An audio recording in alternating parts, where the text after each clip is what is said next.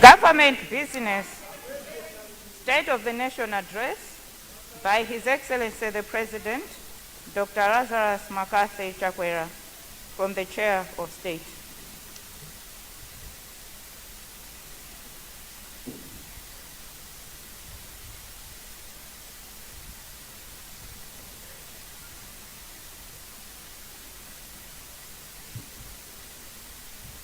Your Excellency, Madam Monica Chakwera, First Lady of the Republic of Malawi.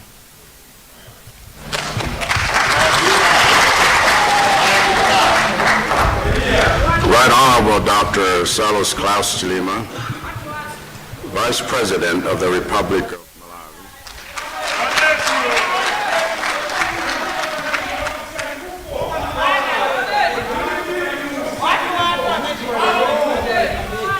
And Madam Chilima. Right Honorable Catherine Kotani Hara, MP, Speaker of the National Assembly.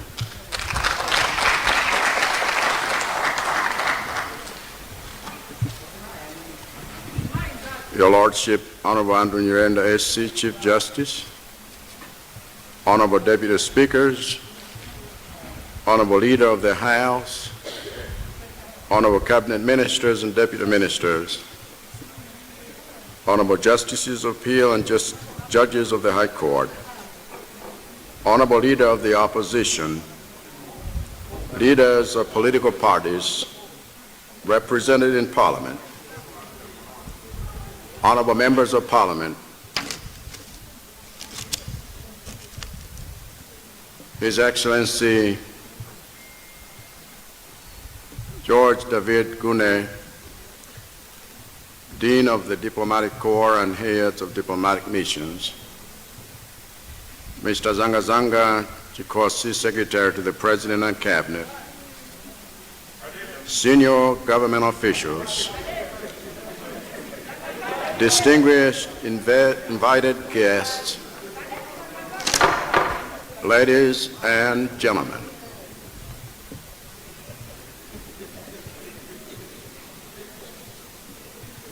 Madam Speaker, as you will recall, I stood before you in this assembly 250 days ago to present my assessment of the state of our nation. On that auspicious occasion, I stated in no uncertain terms my twin convictions that ours is not a poor country, but an impoverished one. And that since the poverty of our people is man-made, it can and must be unmade.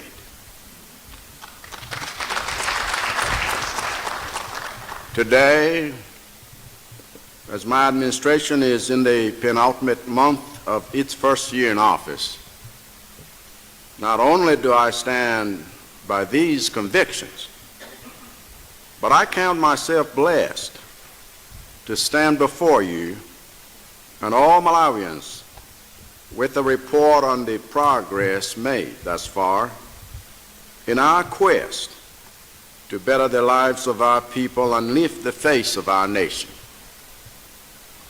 Additionally, this report also includes an update on the actions my administration will be taking to further that progress going forward. Madam Speaker, when I speak of national progress, it is important to understand my meaning. For without a consensus on what we are collectively trying to accomplish, we will inevitably become a nation of competing priorities, not a nation of completed priorities. In this regard, it must be remembered that at this point in our nation's history, we have come out of 3 decades of economic, social, and political mismanagement and have 4 decades to change course by accomplishing the vision spelled out in the Malawi 2063 agenda. As such, it is important to have a clear and measurable target of what we are setting out to accomplish towards that vision in the next 4 years.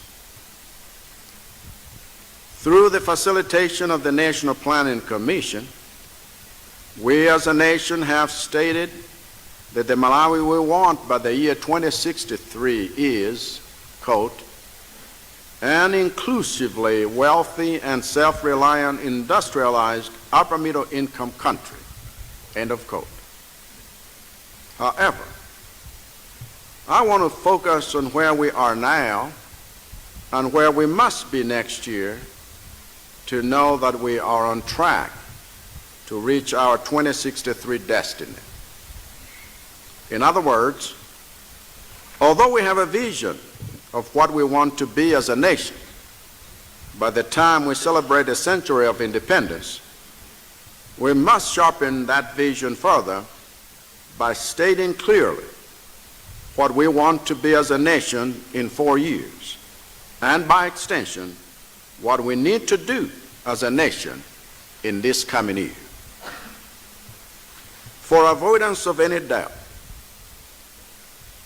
to move us 10% closer to the vision spelled out in Malawi 2063, my administration's chosen outcomes for the next 4 years are threefold. Firstly, we aim to achieve permanent food security for all Malawians so that hunger is forever a thing of the past. Secondly, we aim to create jobs for Malawi's youth so that they are self-reliant, active, and productive contributors to Malawi's development. Thirdly, we aim to create wealth for Malawians so that they are the primary beneficiaries of any economic activity we foster. Put simply, the three-pronged yardstick by which we will measure either the urgency or agency of any government policy or program or project we will be presenting before this House is whether it puts meals on the tables of Malawians, money in the pockets of Malawians, and work in the hands of Malawians. This is not to say that other outcomes envisioned by Malawi 2063 agenda are not important. But as I stated in my address on the eve of the new year, we must have priorities that spearhead that progress. As such, in this inaugural year for pursuing that national agenda, the creation of wealth, jobs, and food security are the three outcomes my administration will focus on as foundational to the equally important priorities we must pursue later. In practice, Madam Speaker, this means that the government ministries, departments, and agencies, MDAs, that are most integral to the realization of these outcomes will be given a lion's share of my administrative attention going forward. It also means that these strategic MDAs will be uniquely targeted for public sector reforms so that we make them fit for use in our pursuit of these priorities. In view of the instrumentality of government MDAs to the delivery of wealth, jobs, and food security to our people, my administration will henceforth treat any cause of slowness or stagnation within any MDA to our pursuit of these outcomes as an enemy of the change Malawians fought for. Madam Speaker, I say this as a lamentation.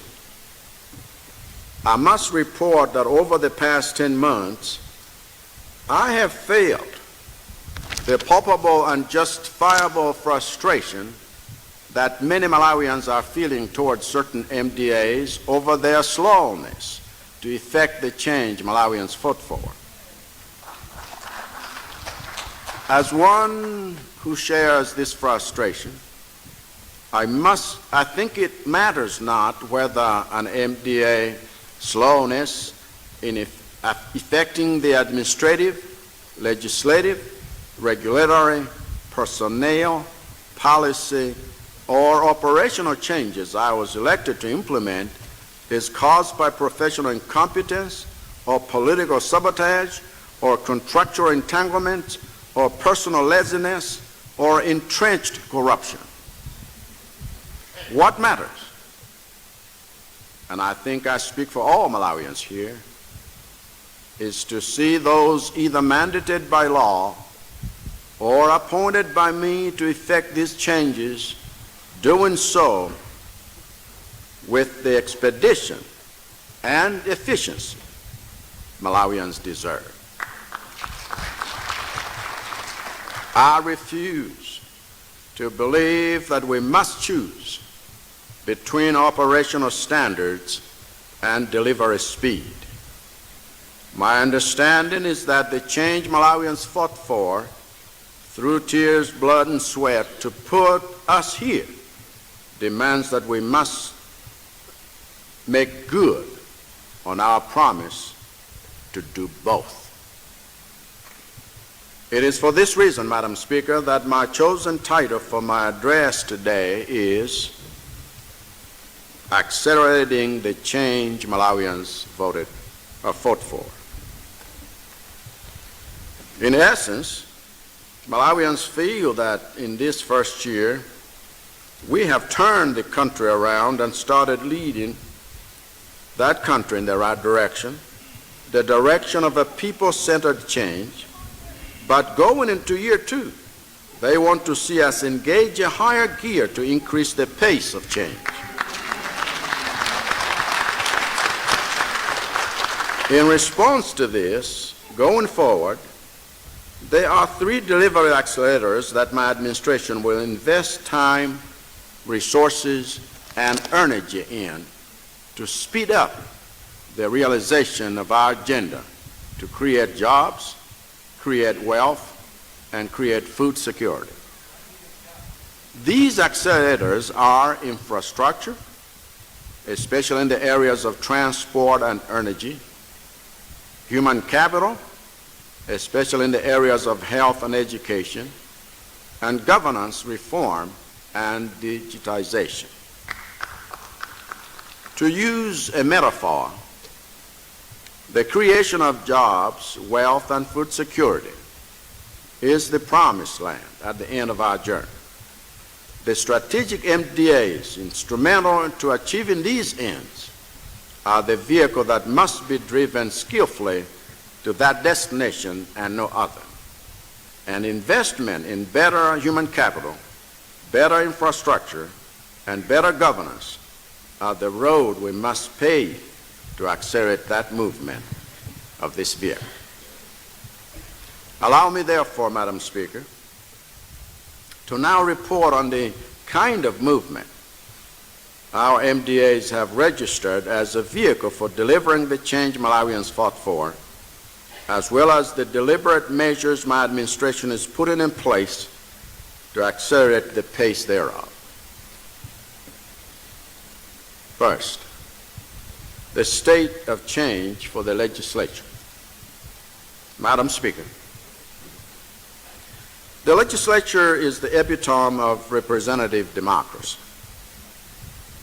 During the period under review, Parliament made a recommendation to me to act on its finding that 2 electoral commissioners were incompetent, but the action I took is now the subject of a court decision. I therefore feel justified and reaffirmed in my long-standing resolve to propose legislative amendments that will enhance Parliament's autonomy from the executive branch and reduce presidential powers.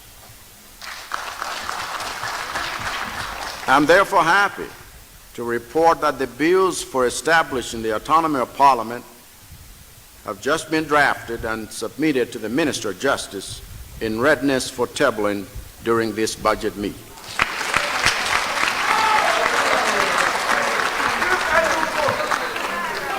Notwithstanding,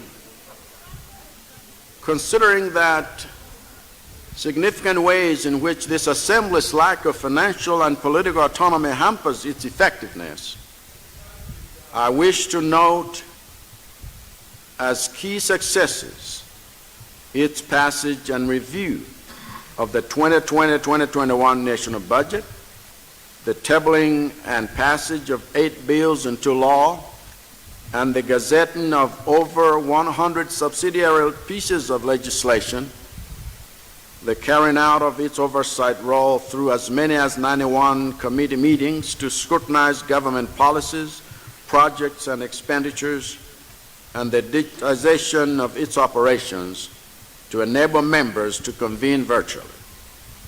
Similarly, I am happy that pursuant to the Access to Information Act, Malawians are now able to follow proceedings of this House through Parliament television. Even so, I must bring it to the people's attention that the pace of automating the chamber voting system and the Hansard transcription system is not moving at the pace that Malawians deserve, nor is Treasury's identification of funds to construct office space for parliamentarians both here and in their constituencies. I therefore say to the institutions responsible for implementing this that the time for accelerating the change Malawians fought for is now. Madam Speaker, allow me now to turn to the judiciary. The state of change in the judiciary. Madam Speaker, my administration is well known for its efforts to promote human rights, rule of law, transparency, and accountability. Let me highlight a few achievements in the Ministry of Justice under my administration that has been registered during the year in review. We have prosecuted over 1,170 cases in various courts across the country. Out of these cases, 114 were cases of crimes against persons with albinism, of which 68 cases have been completed. We have strengthened the Asset Forfeiture Unit under the Directorate of Public Prosecutions to confiscate all assets accrued from criminal activities.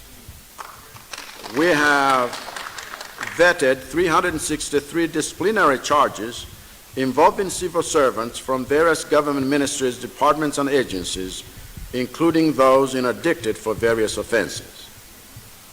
We contested over 1,546 civil cases in various courts and thereby saved 3.9 billion Malawi kwacha in settlement claims on the closed files.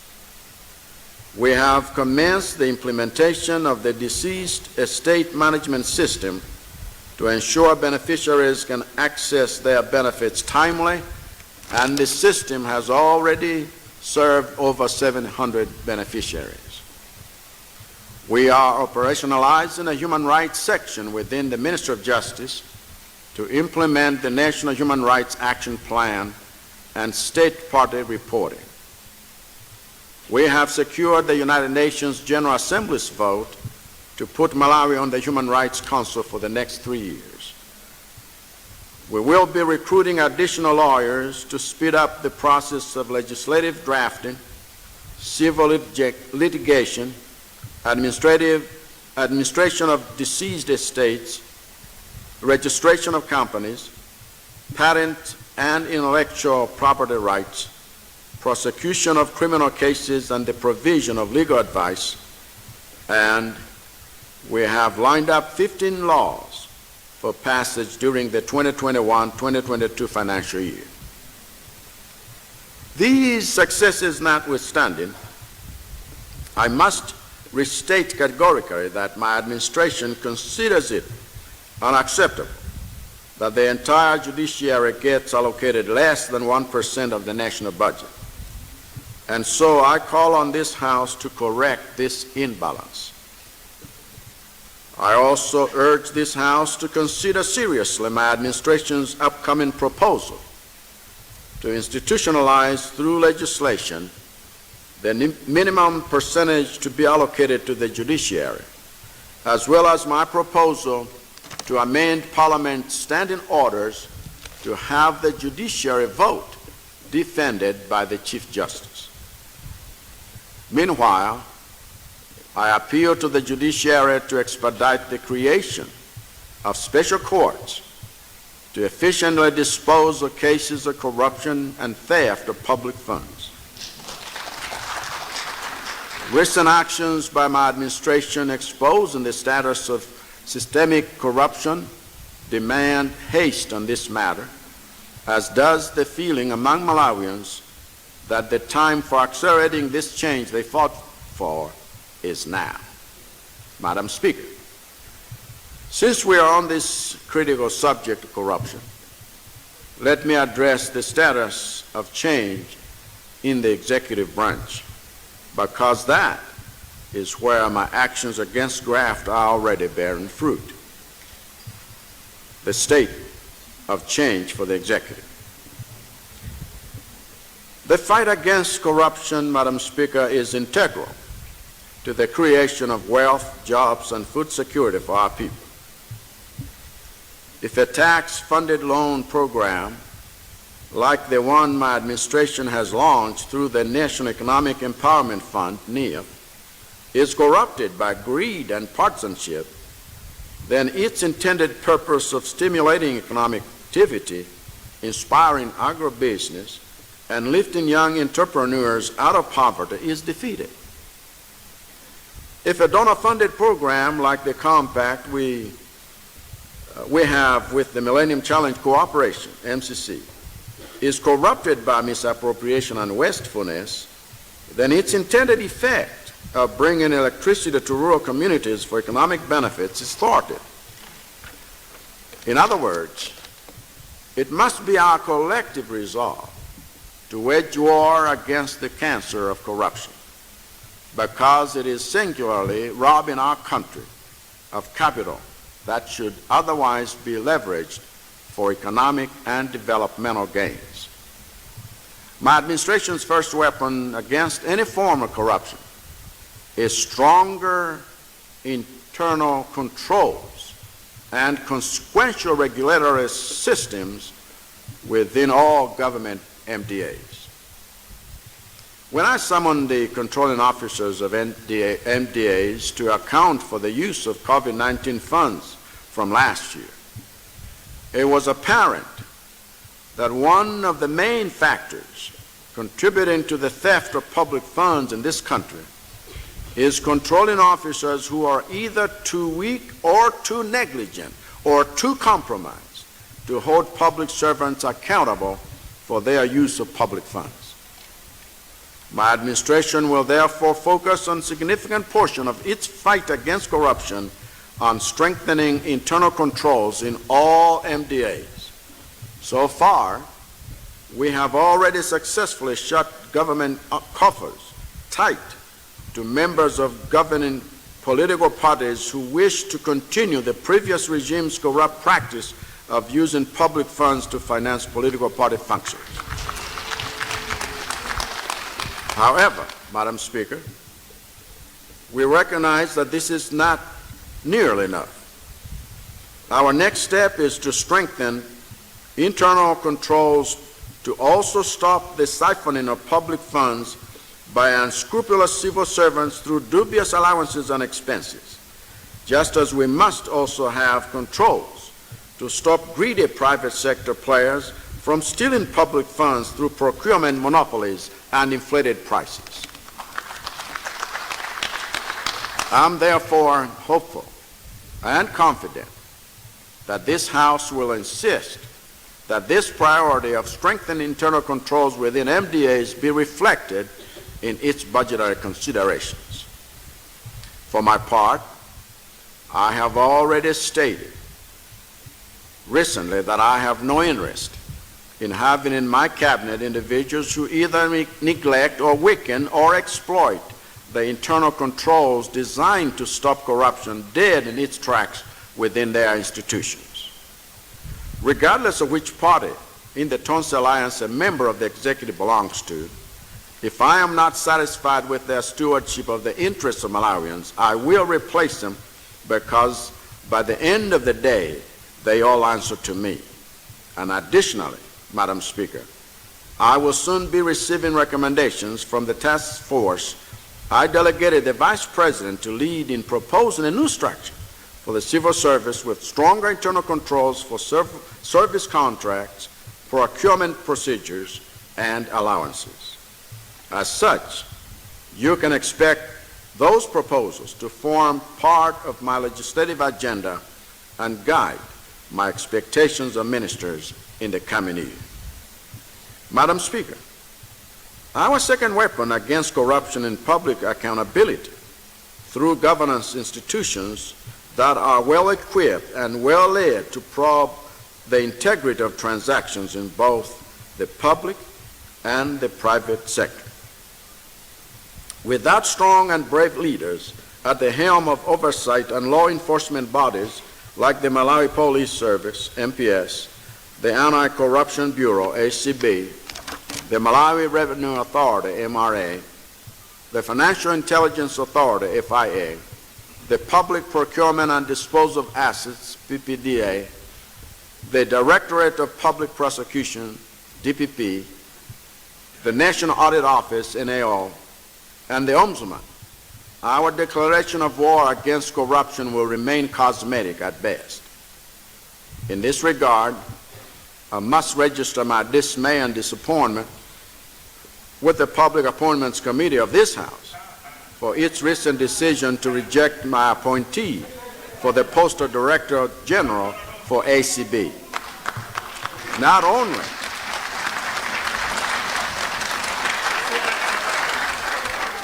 Not only does this decision deny Malawians the services of a strong warrior, but it also delays our plan to empower the ACB to recruit additional prosecutors and implement the National Anti-Corruption Strategy 2 of 2019 to 2024. I therefore call on this House to put political and personal interests aside and do its part in accelerating the change Malawians fought for.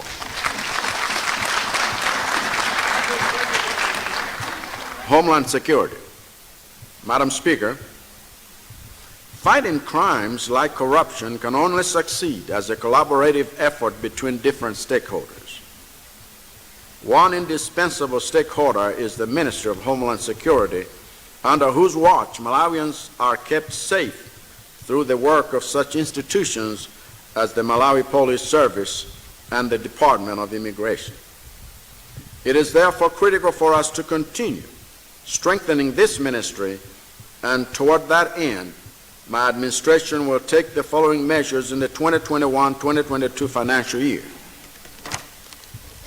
We will continue the infrastructure development projects for the staff of our security agencies. We will continue rebuilding the public image of and restoring public trust in the police.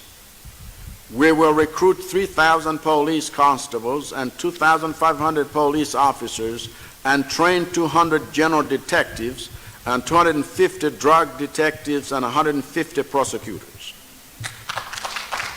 We will enhance the capacity of border security to deal with transnational crimes, such as smuggling of our subsidized fertilizers, human trafficking, money laundering, and killing of persons with albinism. And we will improve the national registration system by opening more national registration centers across the country to reduce congestion at registration centers and the waiting period for the national identity card. Local government. Madam Speaker, Despite my administration's emphasis on the rule of law being upheld by law enforcement agencies in the executive arm of government, our first line of defense against lawlessness and disorder is the proper running of district councils, which are integral to a decentralized approach to governance. And to this end, we are on course to expedite the institutionalization of a performance-based contract and financing system for the councils, which will in turn make it easier to identify and clear the rubble of non-performers therein. To demonstrate our resolve, my administration will be coordinating and implementing a $100 million governance to enable service delivery GESD project in all 28 district councils aimed at enhancing their performance. Madam Speaker, while on the subject of decentralized governance approach, I am mindful in my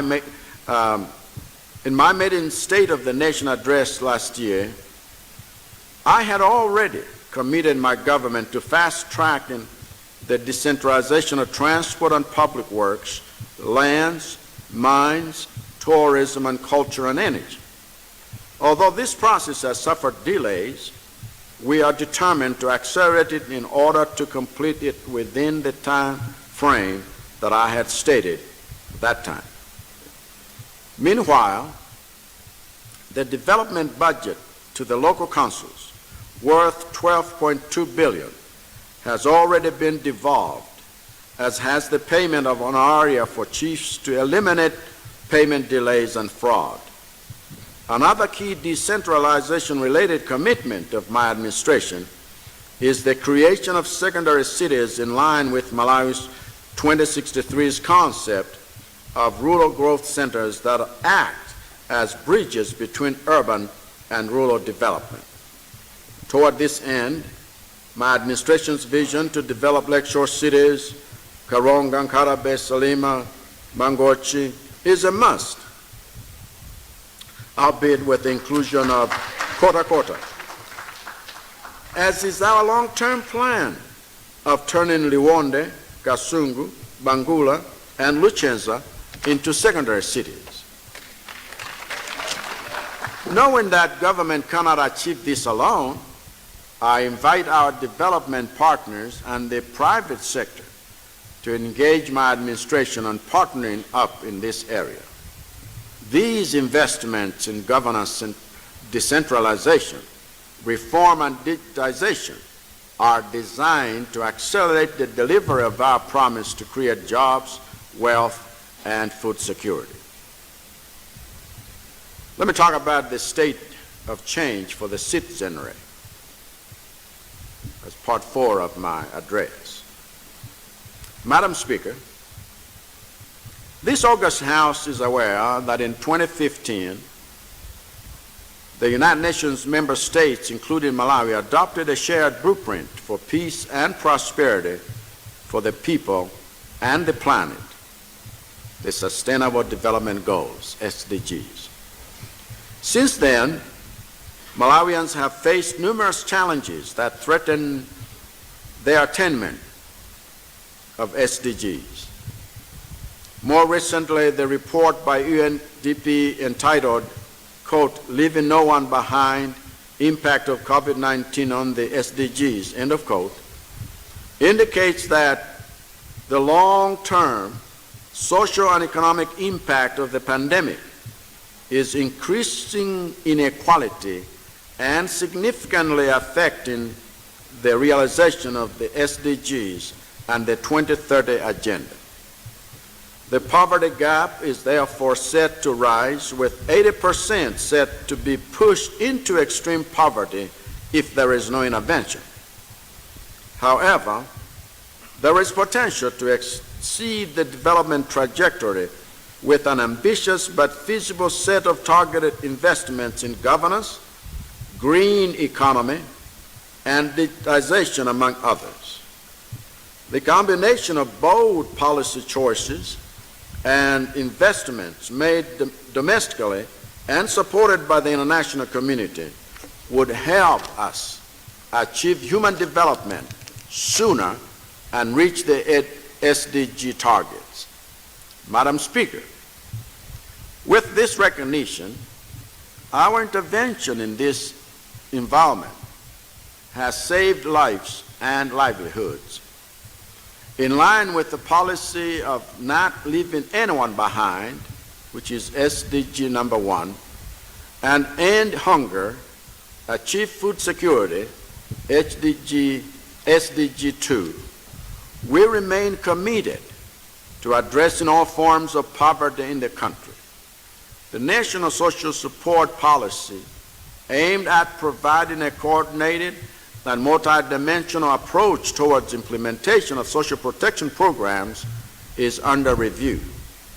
In this context, Madam Speaker, you will recall that I had mentioned at the outset that another accelerator we will be investing in to speed up the delivery of jobs, wealth, and food security is the development of human capital to maintain a healthy, skilled, educated, informed, environmentally safe, and unified citizenry. Please allow me to touch on the facets of this second delivery accelerator in assessing the physical, social, and mental capacity of our citizens to run towards the promised land of jobs, wealth, and food security. As the biblical story of the Israelites teaches us, it is no use to bring a people to the gates of the promised land if they do not have the capacity to fight for it and possess it. We must understand that even though God instituted government to create the conditions for reaching the promised land, no citizen's portion of that land is given on a silver platter. We must accelerate our citizens' possession of it by building their capacity to possess it. For my administration, developing the capacity of our citizens will focus on specific priorities in line with Malawi 2063 in the areas of health, education, information, land, social welfare and protection, and environmental protection. Priorities in health. Madam Speaker, in my first State of the Nation address, I committed my administration to the goal of ensuring that there is a health service every 5-kilometer radius. For this to happen, we intend to pursue the ambition I set last year to construct 900 health posts and staff accommodation in hard-to-reach areas by the year 2022. In the meantime, at community level, we will continue promoting and strengthening the use of digital health through an integrated community health information system that promises to transform community health care delivery and harmonize all community health data. Madam Speaker, through circumstances beyond our control, we have had to make the war on COVID-19 pandemic a top priority for the protection of Malawians. The second wave of the pandemic, which started at the end of December 2020 up to April 2021, was particularly devastating and claimed more than 1,150 lives.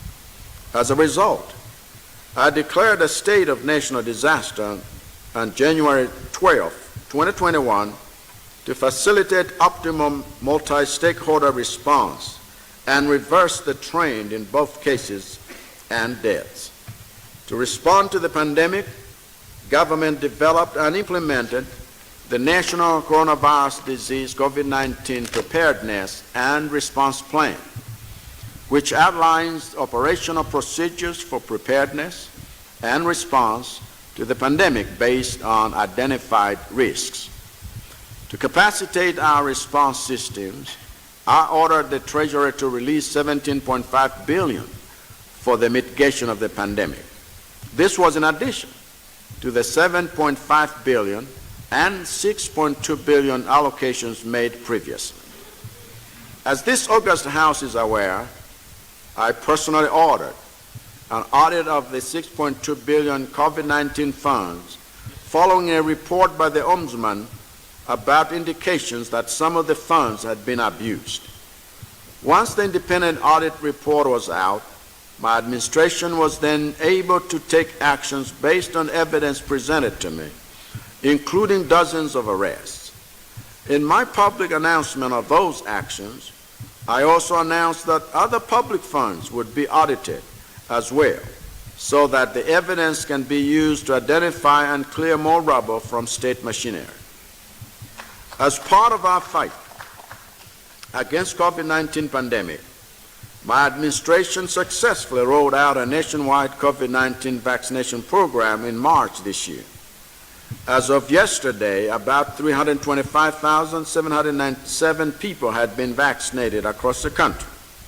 More avenues for securing additional vaccines are being explored, for I have categorically refused to let our citizens be inoculated with expired vaccines.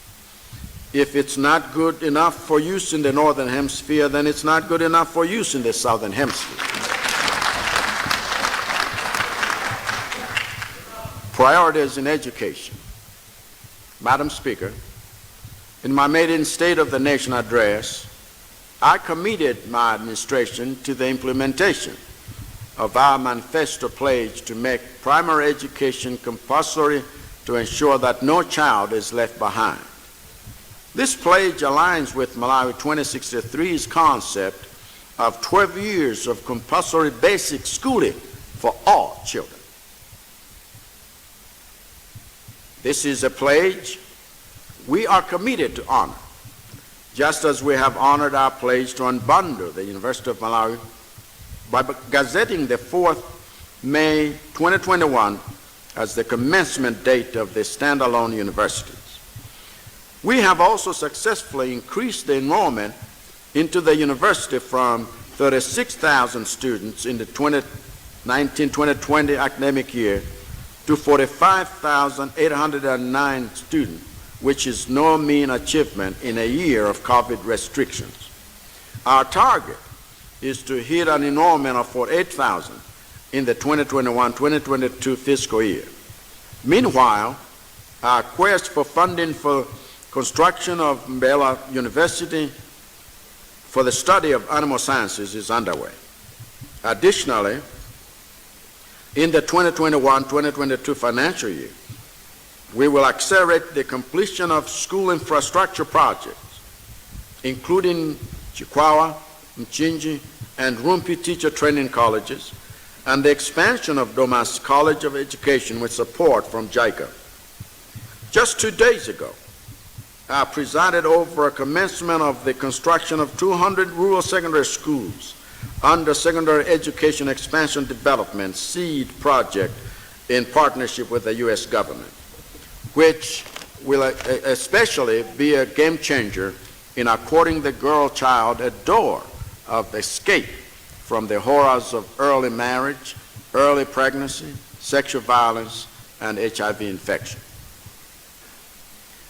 Priorities in lands, housing, and urban development. Madam Speaker, you may recall that I directed a halt to the implementation of the 2016 Land Act and ordered a review of the same. The review was done, and the newly reviewed land laws will go into force in the 2021-2022 financial year. Madam Speaker, you may also wish to know that my administration is committed to the provision of decent housing to public servants. As such, we have started the construction of the 10,000 houses for secured institutions as follows: 4,000 for Malawi Defense Force, 4,000 for Malawi Police Service, 1,000 for Malawi Immigration Services, and 1,000 for Malawi Prison Service. Going forward, my administration will also do the following. We will designate 5,000 hectares of land to Malawi Investment and Trade Center, MITC, in the next 5 years for allocation to investors. 2, we will finish developing the land information system, which will record 52,000 hard copy files from all regional land offices for better land management. And we will recapitalize the Public Service Housing Scheme and review the Public Service Housing Scheme Treasury Fund order so that public servants can access mortgage loans to build their own houses. Priorities in youth, gender, and social welfare. Madam Speaker, the development of the capacity of our nation's youth and women is an indispensable accelerator of our delivery of the priority outcome of creating jobs, wealth, and food security. Toward that end, my administration has done the following. We implemented an out-of-school youth functional literacy program at 174 learning centers to provide alternative learning opportunities to the youth in Nsanje, Chakwera, Cholo, Machinga, Korakora, Karabe, Salima, Dedza, and Mangochi with an enrollment of 5,200 learners. We commenced the construction of skills centers and the Jobs for Youth, J4Y, project in 4 training institutions, namely Gar Community Technical College, CTC in Karonga, Bandira CTC in Kotakota, Naminjiwa CTC in Palombe, and Neno Integrated Youth Development Center. And we commenced the construction of the Griffin Sayenda Indoor Sports Complex at Area 48 in Lilongwe City, scheduled for completion by August 2021. Madam Speaker, going into the 2021-2022 financial year, my administration will begin implementing the National Youth Service I promised Malawians during the campaign. Its purpose will be to foster civic engagement, national identity, skilling and job creation for the youth, and recovery and rehabilitation. I must also mention that in the context of the rollout of the National Youth Service, we will continue existing initiatives for the skilling of our youth. These initiatives will include expansion of 7 national technical colleges, namely Sochi, Nasawa, Lilongwe, Salima, Namitete, Mzuzu, and Livingstonia. We will also work with the European Union to enable community technical colleges to equip more youth with technical, entrepreneurial, and vocational skills, as well as to unlock employment opportunities for them through our job centers. Social protection. Madam Speaker, government continues to reach out to the poorest and most vulnerable Malawians in rural areas through the Social Cash Transfer Program. With a registered total of 293,000 households, an enhanced public works program of 10,000 registered households. As a result of our intervention in this manner, our most vulnerable citizens are still able to put food on their tables. Additionally, my administration implemented a COVID-19 urban cash intervention targeting the 4 cities of Blantyre, Lilongwe, Zomba, and Mzuzu. Approximately 160,000 households in the 4 cities have received cash transfers of 35,000 kwacha each for 3 months between January and April 2021, which has cushioned those who depend on a daily wage or petty trading to survive. Even so, for the sake of sustainability, we are complementing these social protection measures with graduation-type interventions. The idea is for us to pursue the reform of shock-sensitive social protection system so that over time, the need for year-on-year emergency response is reduced. At the same time, we are scaling up the electronic payment system used for social protection programs to ease transactions and cut out fraud. Parallel to this, we will continue to roll out unified beneficiary registry system with the aim of consolidating and harmonizing the targeting and enrolling of beneficiaries into different social protection programs so that no ward that needs this intervention is missed. Priorities in information and civic education. Madam Speaker, to prepare our citizens for the work of harvesting the fruits of the seeds we are sowing today, we must harness an informed citizenry. This is why my administration has taken the bold step of operationalizing the Access to Information Act to make government accountable to the public in the spirit of servant leadership. Under the Ministry of Civic Education and National Unity, we have launched the National Civic Education Policy and disseminated educative information regarding COVID-19 response and preventative measures.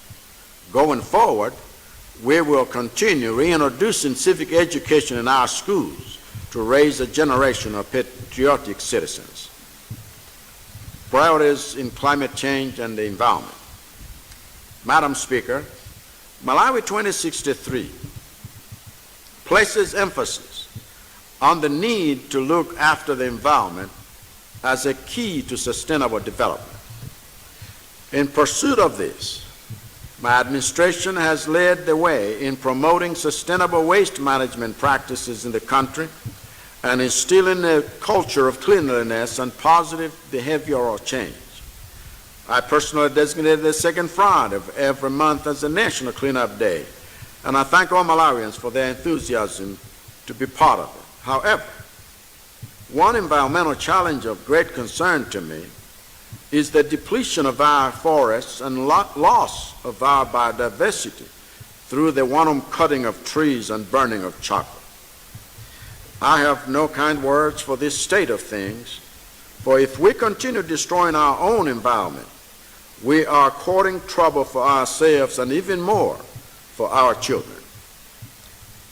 To counter this, my administration has overseen the implementation of activities on the phase-out of ozone-depleting substances, the integration of environmental considerations into programs, the planting of over 55 million trees, and the patrolling of our forests and reserves, all of which we intend to scale up going forward. We also plan to facilitate the establishment and operationalization of the Malawi Environmental Protection Authority, MEPA, finalize atomic energy regulations, protect 88 forest reserves and 20 state-owned industrial plantations, and complete the review of the Forest Act. Madam Speaker,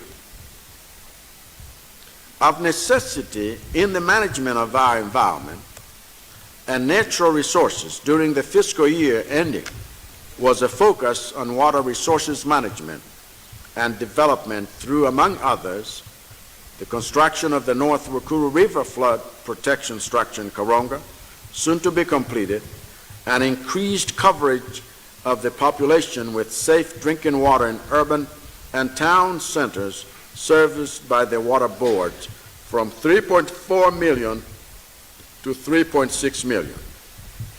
Going into the 2021-2022 financial year, government initiatives for the management of water resources will include the following: rehabilitating and extending Mangochi Water Supply Scheme and upgrade Liwonde Balaka Water Supply Scheme under Southern Region Water Board, implementing the Lilongwe Water Supply and Sanitation Project and the raising of the Kamuzu Dam 1 to increase water supply and coverage within Lilongwe, and commencing the construction of a new water source to augment the existing water sources for Blantyre City. The state of the change in the economy, it's a fifth part of my address. Madam Speaker, let me now turn to the state of the economy. I will give an account of how the economy has performed in the 10 months of my administration in the broader context of Malawi 2063 and the narrower context of creating jobs, wealth, and food security.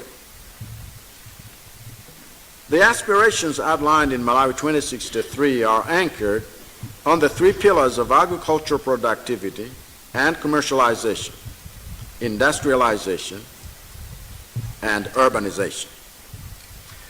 Currently, the first 10-year implementation plan is being developed. It is around these three pillars that my administration's future economic policies, strategies, and action will center to ensure that Malawi attains middle income status by 2030. Madam Speaker, at this point, let me restate the obvious. that a significant number of economic activities in this country occur in the informal sector, outside the regulated and recorded economy. In addition, the structure of the economy has been changing over time. To take these realities into account, in 2020, the government rebased its gross domestic product, GDP, from using 2010 as the base year to using 2017 as the base year.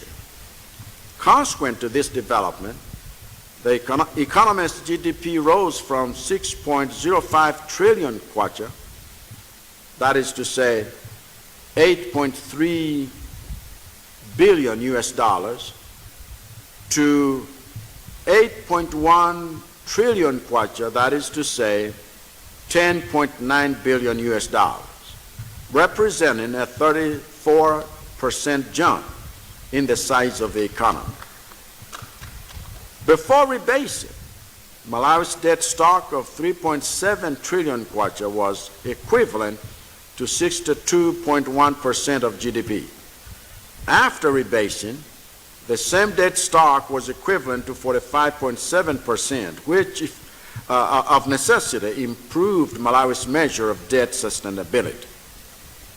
Another development of economic significance that took place during the year relates to the decision of government in December 2020 to change the fiscal year from starting 1st July of each year to 1st April of each year. This change will take effect from 1st April 2022 and will ease government's ability to fund public institutions involved in the agricultural production cycle. This follows the realization that budgets appropriated in June and implemented from July are late for timely provision of resources for importation of agricultural inputs. Besides, the new fiscal year will facilitate early funding for ADMARC and National Food Reserve Agency, NFRA, to compete favorably in purchasing smallholder agricultural produce. Economic performance. Madam Speaker, during my maiden State of the Nation address, I informed this House that in 2020, the economy would grow in real terms by 1.9%, as measured by gross domestic product, down from an initial estimate of 5.5%, following the onset of the first wave of COVID-19. This growth rate was, however, revised downwards again to 1.5% in August and 0.9% in October due to the second wave of the COVID-19 pandemic. Madam Speaker, the spread of COVID-19 pandemic and its attendant containment measures, including partial lockdown and decongestion of workplaces, had significant impact on the economic performance of the different sectors of the economy, including tourism and accommodation, transportation and storage services, wholesale and retail trade, and the manufacturing sector. By contrast, the agricultural sector demonstrated remarkable resilience under the same pandemic conditions and registered a positive, though modest, growth rate of 0.9% in 2020.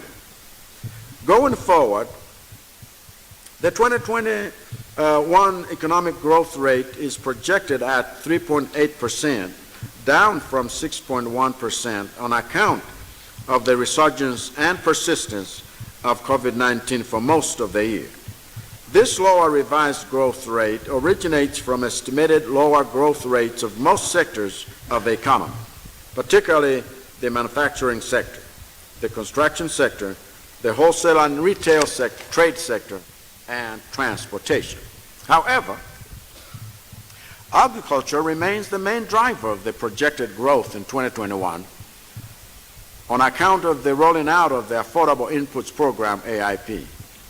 Crop production, which grew by only 3.4% in 2020, is expected to accelerate to 7.1% growth in 2021, reflecting the level of success brought about by AIP, a success which every well-meaning Malawian ought to applaud.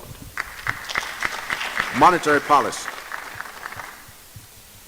Madam Speaker, the government's monetary policy in 2020-2021 was aimed at maintaining single-digit inflation, ensuring a stable exchange rate, and providing space for supporting economic recovery. As such, the policy rate was reduced from 13.5% to 12% during the financial year as one way of mitigating the impact of the COVID-19 pandemic on the economy. Government's ultimate goal was to stabilize inflation at 5%, but continued pressure on the exchange rate as a result of the pandemic affected performance of merchandise trade negatively. Consequently, the kwacha depreciated by 2% in the first quarter of 2021, which was exacerbated by an average domestic increase in fuel pump price of 11.25% and electricity tariff increase of 10%. These three factors exerted pressure on inflation rate, which rose to an average of 8.5% during the year. Madam Speaker, during the year, inflation remained contained within single digits. The headline inflation rate, that is to say year-on-year inflation for March 2021, stood at 9.4% compared to 9.8% registered in March 2020. Much of the price movements are driven by food prices, as reflected in food inflation of 11.7% and non-food inflation rates of 6.9% in the same month. Although movements in global petroleum prices and the weakening of the kwacha relative to foreign currencies put pressure on our prices, the country has been experiencing a decline in inflation due to, among other things, availability of food. Although international oil prices are projected to continue rising and the kwacha to continue depreciating in line with the projected trade deficit, the anticipated bumper yield will abate pressures on food inflation. As a result, annual average inflation projection for 2021-2022 is pegged at 8.4%. Madam Speaker, our domestic foreign exchange reserves accumulation has also been affected by the COVID-19 pandemic, and the gross official foreign exchange reserves remain below pre-pandemic levels. The gross official foreign exchange fell to $410.16 million US dollars, equivalent to 1.96 months of imports, as of end March 2021, from $574.26 million US dollars, which is equivalent to 2.75 months of imports recorded at the end of the fourth quarter of 2020. However, the foreign exchange situation is expected to improve owing to the onset of the agricultural marketing season, including the ongoing tobacco marketing, and proceeds from the structured gold market which the Reserve Bank of Malawi has set up in conjunction with the Export Development Fund, EDF. Fiscal policy. Madam Speaker, during the past few years, fiscal deficits have been widening from 4.6% of GDP during the 2018-2019, enhancing tax compliance and enforcing and expanding the tax net through formalization of the informal sector. Madam Speaker, during the 2020-2021 fiscal year, my administration expanded the tax-free band from 45,000 to 100,000 kwacha. In addition, my administration increased the minimum wage from 35,000 per month to 50,000 kwacha per month for workers other than domestic workers, whose minimum wage was raised to 38,000 per month because they already get other benefits from their employers, such as food and sometimes accommodation. These income-enhancing measures are a fulfillment of a campaign promise to build a new Malawi in which working Malawians have more money in their pockets and prosper together. Public finance management. Madam Speaker, I'd like to inform the August House that government is determined to promote transparency, accountability, fiscal discipline, efficiency, and effectiveness in the use and management of public resources. I will therefore not abide the abuse of public resources by those charged with the responsibility of managing them. Consequently, to safeguard and protect public resources from abuse, I am directing the Minister of Finance to finalize the review of the Public Finance Management Act with urgency to ensure that it is tabled in this August House before the end of this fiscal year. The revised Act should provide a robust and comprehensive public finance management framework that must effectively address the current shortfalls and challenges.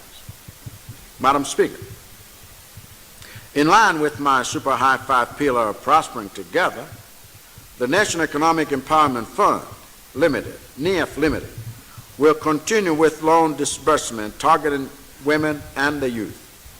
I'm happy to announce that the loan portfolio will increase from the current 40 billion to 75 billion in the 2021-2022 financial year. Macroeconomic program with IMF. Madam Speaker, as you are aware, the International Monetary Fund, IMF, has been supporting Malawi under the Extended Credit Facility, ECF program. The Minister of Finance has already commenced discussions with the IMF that will lead to negotiations for another program which will anchor the 2021-2022 fiscal framework and budget. My administration will ensure that the new ECF program prioritizes macroeconomic policy objectives aimed at entrenching macro stability and spurring sustainable, inclusive, and resilient economic growth. Malawi has been on these programs for a long time, and it is time we came up with a realistic program that stays on track and achieves its intended purpose. Madam Speaker, I also have some good news for the business community. In order to improve the ease of doing or starting a business in the country, particularly during the 2020-2021 financial year, my administration completed the procurement of a new business registration system for the Department of the Registrar General. This will make it easier and faster for Malawians to register and formalize their businesses. In turn, it will allow businesses to access credit and benefit from my administration's policies that are aimed at empowering Malawian-owned businesses, especially those run by women and the youth. Furthermore, as part of my administration's public sector reforms, the Department of the Registrar General is being transformed to become the Companies and Intellectual Property Office. This is designed to make it more vibrant and proactive in promoting the formalization of businesses as well as promoting the generation, protection, and exploitation of intellectual property for inclusive wealth generation in line with Malawi 2063. Some were up in arms with apocalyptic warnings that this was doomed to fail. Thankfully, we ignored the false prophets of doom and delivered a program that has reached 3.8 million farming households, the highest number of beneficiaries for any such subsidy program in the history of Malawi. Preliminary agricultural production estimates indicate that this year maize production increased by 18.3% over last year's production, from 3.8 million metric tons in 2019-2020 season to over 4.5 million metric tons in 2020-2021 season. More significantly, the 2020-2021 production level is 42.6% above a 5-year average of 3.1 million metric tons. This is more than sufficient for domestic consumption and a projected surplus of 1.1 million metric tons over the country's estimated consumption needs will be exported to boost farmers' incomes. I wish to put it on record that my administration is not allowing this success to make us complacent. We are already conducting the Malawi Vulnerability Assessment to identify areas of low yields, to ensure that those who may be food insecure in 2020-2021 lean season are supported by my administration. Madam Speaker, although the country recorded 3.8 million metric tons of maize in the 2019-2020 growing season, the Malawi Vulnerability Assessment Committee estimated that 2.6 million people would be food insecure in the 2020-2021 lean season. I'm pleased to report that government, with support from partners, provided relief items to the affected households. The tobacco industry. Madam Speaker, the inconvenient truth about the tobacco industry in Malawi and beyond is that while Malawi has come a long way by relying on tobacco as our main forex earner, and the largest single crop contributor to our GDP, this reliance is now seriously threatened by declining demand worldwide. In fact, this year we anticipate to earn below 200 million US dollars. This is enough evidence to make us think twice about our economic reliance on tobacco. Clearly, we need to diversify and grow other cash crops, like cannabis, which was legalized last year for industrial and medicinal use. I therefore directed Minister of Agriculture to begin consultations on a radical search for a basket of alternative crops so that by 2030, the Malawi economy can do away with its reliance on tobacco, except in limited cases where there are pre-agreed quotas and prices in an off-take compact agreements trade model. Madam Speaker, in the meantime, before we cross that bridge, my administration has moved a step forward by proposing changes in the labor laws which shall be tabled in this House very soon. In the same vein, my administration is also proposing a review of the Tobacco Industry Act of 2019 in a bid to sustain the industry a little longer as we manage our exit from this reliance on tobacco. Energy. Madam Speaker, my administration recognizes that industrial and socioeconomic development of the country is dependent on access to modern, reliable, and sufficient energy. The current available hydro generation capacity averages 200 megawatts, but declines to as low as 170 megawatts. This takes place against a projected demand of 616 megawatts. For this reason, my administration has maintained the use of emergency diesel generators, whose installed capacity now is at 124 megawatts. The use of diesel power generators is without doubt expensive and unsustainable in the long run. Therefore, we are exploring alternative sources of power which are cost-effective and sustainable.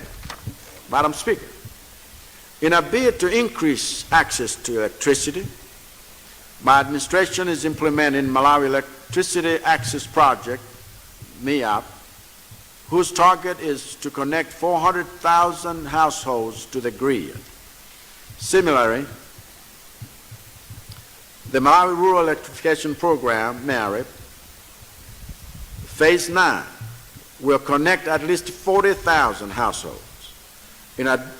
Additionally, through the finalization of the Malawi-Mozambique interconnection, Malawi-Zambia interconnection, and the Southern African power pool, we will continue to close the gap between the energy haves and the energy have-nots.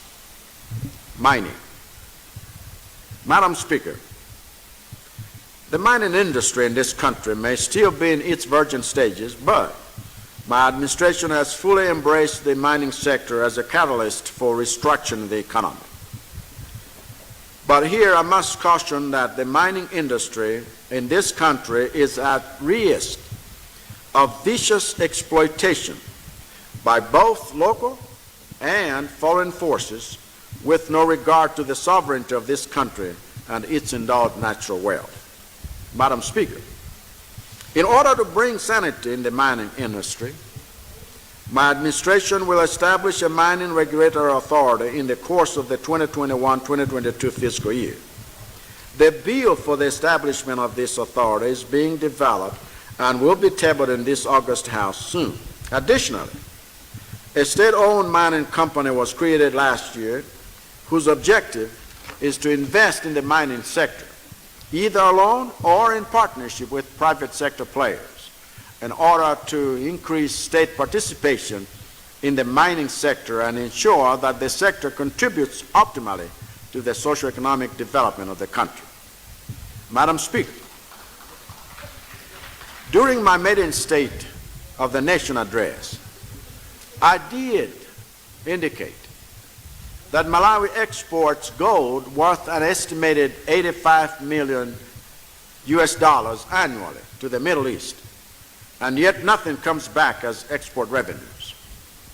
In order to curb this malpractice of illegal exports, the Reserve Bank of Malawi has been mandated to facilitate a structured gold market to ensure that export earnings are accounted for and to provide support to smallholder mining operators with bankable employment opportunities. This structured market has already started working and proving to be a very important and key economic diversification revenue avenue for Malawi. Currently, the sector accounts for between 1% and 3% of GDP, but its formalization has the potential to change the structure of the Malawi economy significantly.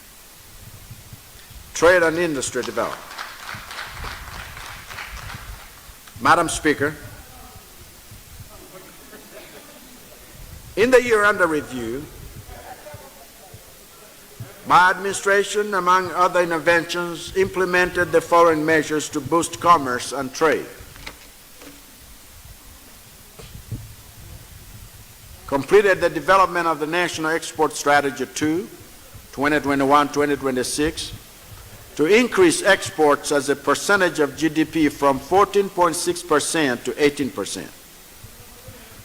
Ratified the African Continental Free Trade Agreement, which will enable the country to access the African Continental Free Trade Area with its products, and completed the construction of a one-stop border post at Mchinji-Mwami-Zambia border, which will ease cross-border trade between Malawi and Zambia. Madam Speaker, in recognizing the challenges faced by private sector firms in accessing finance, my administration developed and launched various export development financing facilities to support private sector organizations with financing for export development, including export packaging credit facility, venture capital facility, contract farming, and agriculture export facility. Madam Speaker, my administration inherited arrears owed to private sector for the supply of goods, works, and services amounting to 228 billion Malawi kwacha. Coupled with the impact of COVID-19 on private sector operations, these arrears certainly deprive these economic operators of necessary liquidity. In order to re-energize the sector, my administration is settling these arrears in cash for smaller amounts and by promissory notes for larger amounts. It is my administration's considered view that the jobs we promise to create each year are possible through a vibrant private sector that is enabled by business-friendly government policies like mine. Madam Speaker, in order to promote micro, small, and medium enterprises, MSMEs, you may recall that in my policy speech to the nation on March 28, 2021, I directed all public institutions to procure goods, works, and services from local MSMEs, including those owned by marginalized groups. In this regard, I'd like to urge MSMEs to respond to this gesture by improving the quality and standard of their goods and services and registering with relevant government institutions to become formal and benefit from more services from government. Transport and public works, road transport.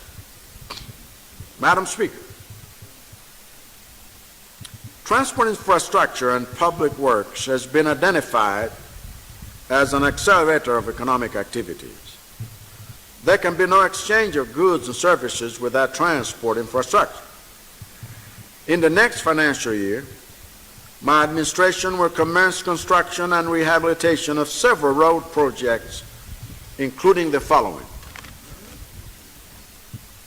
expansion to road dual carriageway of the M1 road from Crossroads Runabout to Alimaunde and Kanengo at a total cost of $25 million through a grant from the People's Republic of China. Expansion to dual carriageway of the M1 road section between Lilongwe Hotel and Lilongwe CCP, estimated to cost about $30 million US dollars, with a grant from the Japanese government. The stretch between Lilongwe Hotel and Crossroads Roundabout will be financed locally. Expansion to 6-lane of Kenyatta Drive and Mzimba Street at an estimated cost of 30 billion Malawi kwacha. Rehabilitation of the M1 road from Kamuzu International Airport Junction to Mzimba turnoff and from Kacheche to Chiweta at an estimated cost of 195 million euros,